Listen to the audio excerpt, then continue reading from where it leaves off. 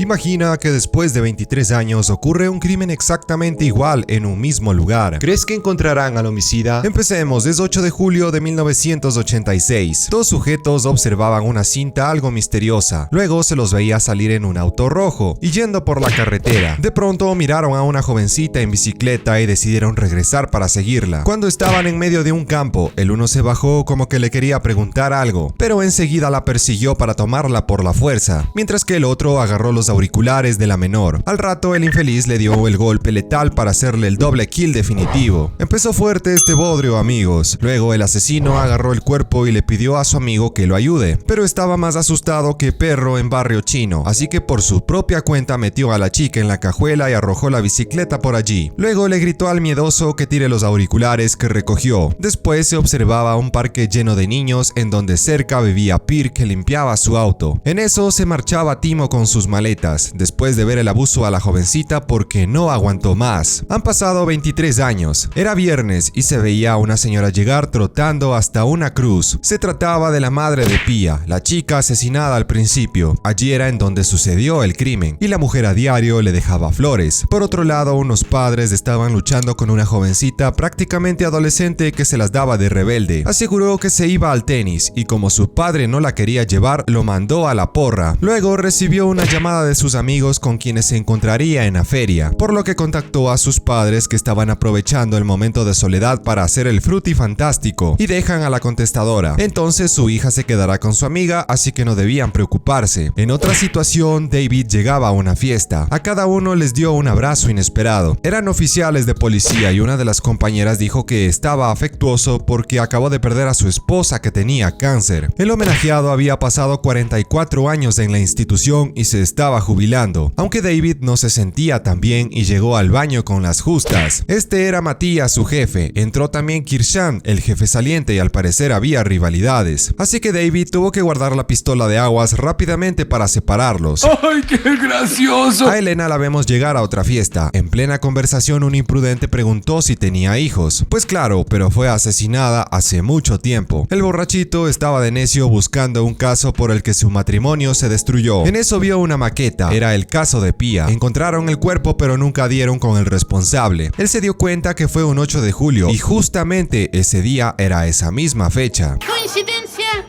o destino? Cínica seguía esperando a sus amigos, mientras alguien misterioso la observaba desde un cacharro. Más tarde decidió regresar a casa, pero del auto salió un sujeto. Luego se lo veía en el mismo lugar que desapareció Pia y el psicópata arrojó las pertenencias de la pequeña. En eso un hombre llegaba a su casa y se acostó con su mujer. ¿Será este el desequilibrado? Aún no lo sabemos, amigos. Continuemos. El sábado, David recibió una llamada de su compañera Jana. Enseguida se la veía a Elena llegando a la tumba de Pia, pero se le adelantaron los policías porque ya habían encontrado la bicicleta y las pertenencias de Cínica, también una roca con sangre y un mechón de cabello. Ninguno sabía por qué volvió a pasar algo similar después de tantos años. Yo no sé. La madre de la niña estaba preocupada porque no contestaba. El padre creía que debía estar aún dormida. Timo ahora tenía una familia y en las noticias se enteró que nuevamente encontraron una bicicleta cerca del anterior crimen. Estos veían también los padres de la niña e incluso Elena. Timo, al ser parte del primer kill del año 86, se quedó en shock por lo acontecido. El cuerpo de Pia lo encontraron en un lago cercano. Es por eso que el jefe de policía buscaba a Cínica allí. Ese instante, Jana se asomó a decir que ya sabían quién era la desaparecida, porque el padre reconoció la bicicleta de su hija. En la escena del crimen había mirones. Ese rato llegó Krishan, pero no lo dejaron pasar, por órdenes de Matías, pues ya salió de la policía y ahora era un civil más. De fondo se observaba el carro que persiguió a Cínica aquella noche. Entre tanto, el Cocolizo y David estaban con los padres de la desaparecida. El oficial aseguró que pronto la chica regresará a casa, pues había escuchado cientos de casos en que solo escapaban por diversión. La madre no lo creía y estaba esperando lo peor. Por la noche, Timo estaba pensativo. Su mujer preguntó si se encontraba bien. Él respondió que solo andaba algo mareado. Luego recordó cómo fue que conoció a Peer hace 23 años. Se sentó junto a él y le hizo la conversa de la nada, mientras veían a los niños jugar. El hombre era cuidador del lugar y le contó que era de Dinamarca. El domingo la las investigaciones no paraban. Afuera de la casa de Elena había reporteros queriendo rememorar la historia de su hija Pia. Al mismo tiempo, Timo estaba con su familia, aunque su mente no lo dejaba tranquilo. Timbró desde su celular a la casa y desde allí llamó a su trabajo para avisar que no podría ir porque estaba enfermo. Sin embargo, a su familia le mintió que tenía que ir a una obra, pues ahora era arquitecto. Me impresionas. David estaba trabajando y se desesperaba porque no encontraba ninguna pista para dar con el paradero del demente. Su jefe pensaba que si no podía controlarlo debería buscar ayuda. De tal forma, Krishan se dirigió a la casa de Elena, pues fue quien investigó el caso de su hija hace años. La señora creía que era exactamente igual como pasó con Pia. En la puerta estaba David. El mayor quería saber si tenía noticias, pero hasta el momento nada, por lo que se marchó insultando a los amarillistas que estaban allí por morbo. Luego dejó pasar al otro hombre. En la habitación de Pia, la madre preguntó si esta vez atraparían al culpable, pues siempre quiso saber cómo se veía el psicópata. David preguntó algo personal. Después de 23 años, la señora seguía en esa casa y manteniendo la habitación de su hija, cuando él apenas tenía 5 meses de perder a su esposa y no sabía si era normal no haber llorado desde entonces. La mujer en realidad no tenía idea cómo seguía viviendo allí con esos recuerdos. En eso, el padre estaba en la feria a la que fue su hija e intentó comunicarse al teléfono de ella. El que escuchó el timbre de llamada fue el sujeto responsable, que al parecer se estaba deshaciendo de toda la evidencia. Igualmente, Timo no le contestaba a su mujer y estaba afuera de unos departamentos. Ese momento sonó el teléfono de la madre de Sinica. Del otro lado se veía a Elena, que no tenía el valor de hablar, quizás intentándole decir que Sinica ya debía estar bajo tierra. Pues claro. Luego arrojó toda la ropa que conservaba de su hija e incluso rompió su retrato. David imaginaba a la pequeña en la feria. Luego la siguió por un bosque hasta que por los matorrales miró finalmente a su esposa fallecida. Era una pesadilla mientras usaba su mismo vestido. Se despertó porque en la puerta lo buscaba Krishan. De seguro cuando él investigó el anterior caso se le pasó algo y creía firmemente que era la misma persona. David sabía que todavía no tenían el cuerpo y a la final seguía siendo una desaparecida. El jubilado era consciente que ya no estaba con vida y que esta vez sí debían atrapar al culpable. Nuevamente Timo rememoraba el pasado, teniendo una conversación con Pir. Este preguntó si le gustaba la chica del 7º piso. Él lo negó, aunque el danés conocía esa mirada, mencionando que tenía algunas películas prohibidas por si quería verlas. Una oferta difícil de rechazar. ¡Cerdo!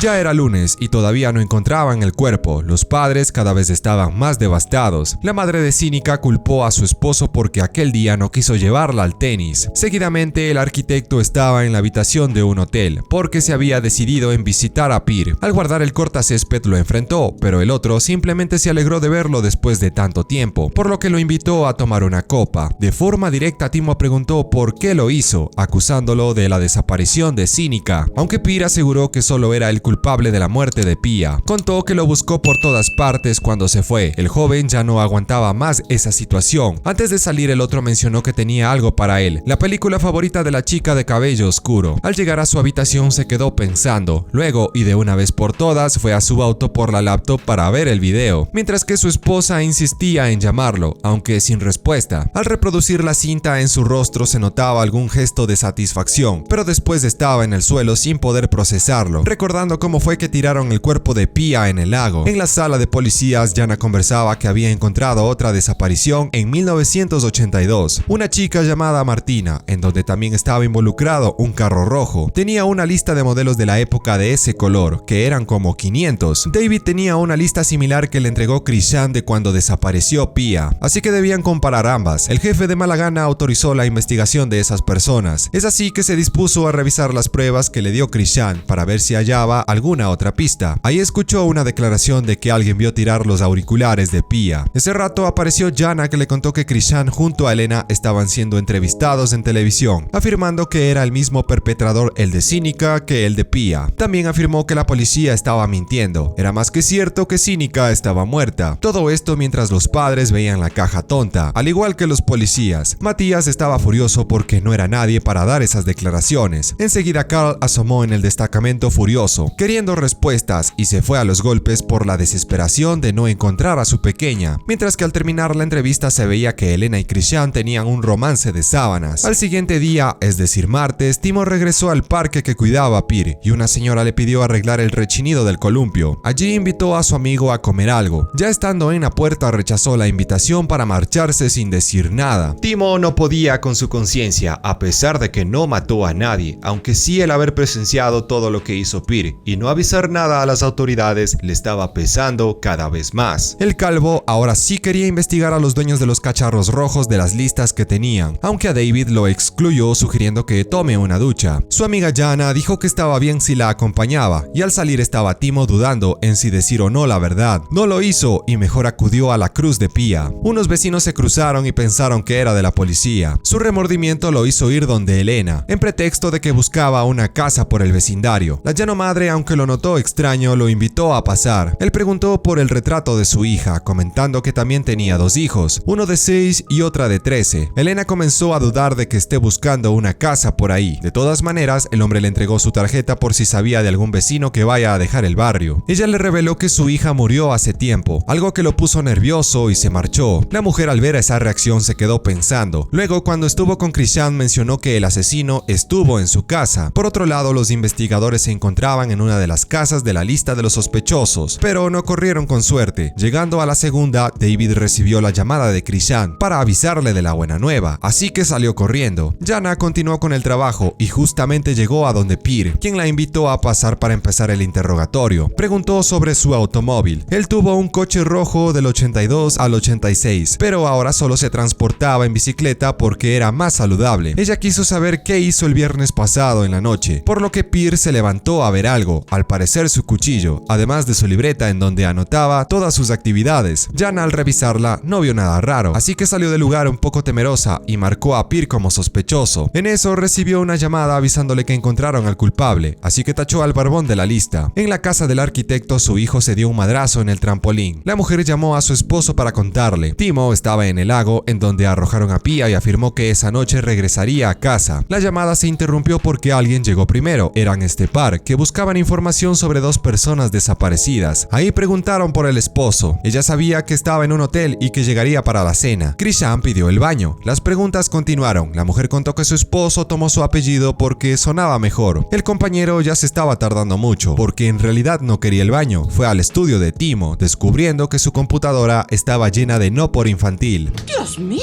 El viejo ordenó que nadie debía topar ese ordenador, mientras que el hombre abrochó su cinturón y en el carro de Gus Fring se tiró al agua para hacerse el autokill. Al rato los muchachos observaban cómo sacaban el Volvo. Christian estaba contento porque dio con el supuesto homicida. En las noticias dijeron que encontraron ADN de Timo en los auriculares de Pía y lo confirmaban como autor de los crímenes. El miércoles un gordo nadaba en el lago para encontrar el cuerpo de Sinica. En la oficina de los diabéticos, David quería saber qué pasará con la lista de los coches rojos, afirmando que vio a Timo afuera de la jefatura antes de que se matara. Ese rato llegó otro oficial para decir que hallaron a Sinica, en tanto que a los padres se los veía cada vez más resignados. De pronto vieron aparecer a los oficiales, solo para confirmar lo que ya suponían. Christian dijo que tenía amigos en el lago Garden y podrían darse una escapada. Estaba contento de dar con el culpable, pero Elena creía que su relación no iba a funcionar. Por favor, no digas eso. David, por su parte, no se convencía de tener al sujeto correcto y escuchó unas cintas en donde alguien vio tirar los auriculares desde el lado del copiloto, así que sabía que fueron dos personas. Eso le contó al cabeza de rodilla, pero este solo pensaba que era una teoría estúpida. En la laptop de Timo descubrieron el DVD de Martina, la primera víctima de 1982, y no era necesario seguir con el caso. David insistió que fueron dos personas cuando pasó lo de Pía, y por lo tanto uno todavía estaba por ahí suelto. Tampoco no entendía cómo Sinica no tenía signos de violencia, pues un pedo infeliz no la mataría sin antes abusar de ella. Además debía ser una persona solitaria. En cambio Timo se casó, formó una familia y nunca tuvo un auto rojo. El jefe mencionó que poseían su ADN en los auriculares y que el cacharro tal vez pudo alquilarlo. David no se explicaba entonces por qué se suicidó. Si hubiera sido remordimiento lo hubiese hecho en los 80s, pero no después de 23 años. Matías creía que simplemente quiso hizo matar a la chica y nada más. Para finalizar, le dijo a David que estaba agotado. El otro lo mandó a callar, por lo que terminó suspendido, hasta que pase bien el duelo de su esposa. Jana lo consoló diciendo que encontraron al correcto, pero él no se sacaba de la cabeza que eran dos tipos. Luego se topó con Elena, que le dijo que hallaron a Sinica y ya les contaron a sus padres. Ella preguntó si en realidad Timo lo hizo, a lo cual David confirmó. No le quedó más que convencerse de que Timo lo hizo, porque en realidad no tenía ninguna otra prueba contundente de lo contrario. Lleve el chanfle otra vez. Por último, se veía llegar el carro que se llevó a Sinica, que sí era manejado por Peer. En el parque, a la señora del otro día le devolvió las llaves de su nave, pues solo era prestado. De repente se enteró por la prensa que su único amigo se hizo la automorición. Devastado, regresó a su departamento e increíblemente el verdadero autor de los crímenes quedó en libertad. Tremendo bodrio, dejen su buen like si les gustó. Fin, así termina Silencio de Hielo. Listo amigos, esta fue la peli que les traje esta vez, espero que les haya gustado, y si no fue así no olvides pasarte por mi canal y ver mis otros videos, dejar un like, un comentario y suscribirte activando la campanita, porque si no... ¡Hay tabla! Eso es todo, amigos.